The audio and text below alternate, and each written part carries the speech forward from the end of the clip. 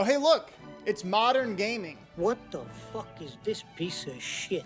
I just move shit with my freaking mind. Maybe I'm caught up in the past. Maybe I can't let go. Maybe it's nostalgia. But are games just like infinitely worse now?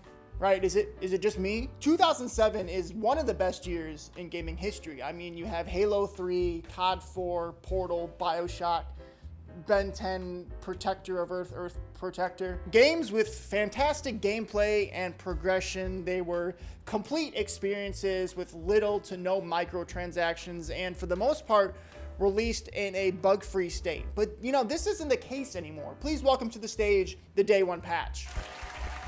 Thank you for being here. You ever get a toy for Christmas that you just couldn't wait to open and play with, only to realize that your dad doesn't have any more AA batteries? That's the Day 1 patch. As technology advanced, developers realized they didn't have to put in any real time and effort to make a good game on the release date. They could just release a broken and unplayable game and then just slap on a Day 1 patch that's twice the size of the actual game and call it good. And since Day 1 patches have been the norm for so many years now, that when a game comes out that is complete upon release and isn't littered with microtransactions, we're told by developers themselves, guys, we can't expect this as the norm going forward. Guys, making games is too hard. We can't possibly just like push out a game a few extra months to really polish it up because we love money too much. This may be out of line, but I think Day 1 patches are a slap in the face to consumers because it shows how aware these studios are that they're going to release a broken and unplayable game on the release date, but they don't care. You know why? Because the release of a game doesn't matter anymore because every single game is. The idea of a live service game like a few years ago was like a really good idea on the surface, right? They told us, you take this game you love and we're just gonna keep developing it for like multiple years to come.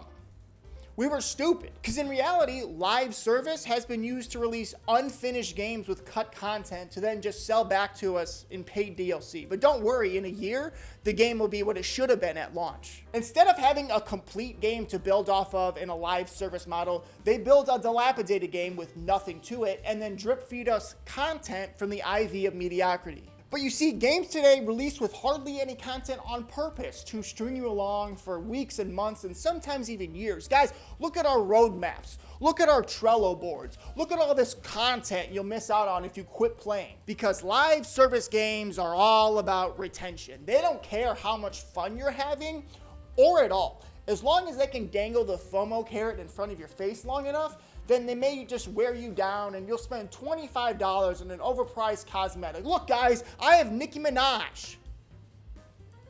Cool. Live service games are detrimental to the gaming community as a whole. I don't care if it's a $70 game or a free game. Not having to pay full price for a game is nice, but when the whole point of the game is to sell you this is now the gameplay. There's no game anymore. Swipe credit card, play game. And I see people online saying things like, well, you don't need to worry about the store. It's just cosmetic. If you don't like it, don't buy anything.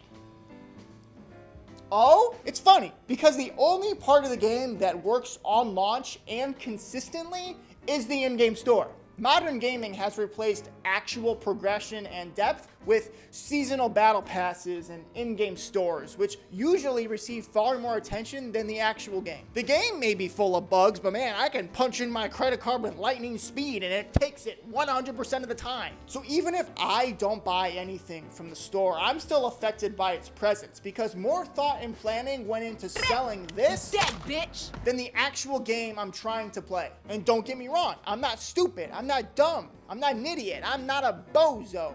Games have always needed to turn profit and make money. It's a business after all. And there are definitely some companies that are more egregious than others.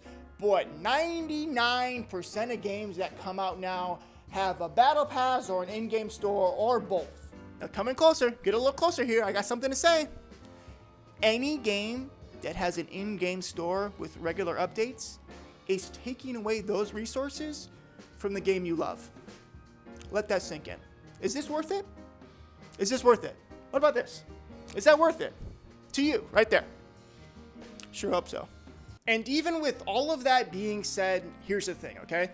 We all have games we like to play. We all get to a point where we tell ourselves, I've been playing this game for 100 hours, and I'm probably gonna continue playing it for another 100 hours or more. So I'm gonna spend $20 on a skin that I like, and I think it's cool. That's fine. I've done it myself. But it seems like a lot of games don't have a soul anymore or an identity. It seems like the goal of modern gaming is just to make as much money as possible with the least amount of effort. And I'm going to contradict myself, but I actually don't have an inherent problem with battle passes or DLC skins or any sort of in-game store.